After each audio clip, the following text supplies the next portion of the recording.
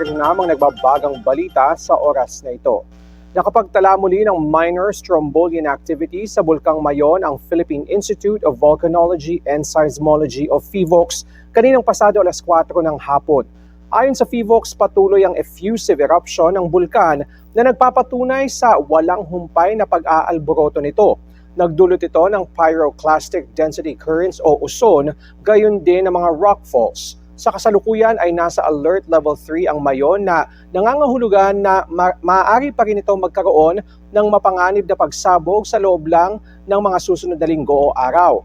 Mahigpit pa rin ipinagbabawal ang pagpasok sa 6-kilometer permanent danger zone.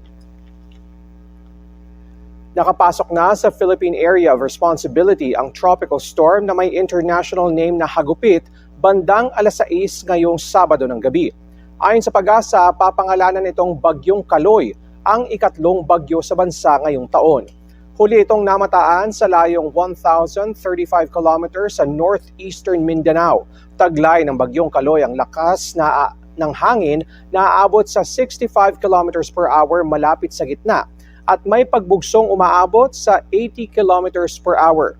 Kumikilos ito pakanluran hilagang kanluran sa bilis na 20 kph sa may Philippine Sea. Ayon sa Weather Bureau, mababa ang tsansa nitong maglandfall at hindi direktang makaaapekto sa bansa. Inaasahan ding hihina ang bagyo dahil sa hindi paborableng kondisyon sa kapaligiran. Maaari itong maging isang tropical depression na lamang sa Linggo at tuluyang maging low pressure area sa Lunes. At yan ang mga nagbabagang balita sa oras na ito. Ako po si Rafael Bosano.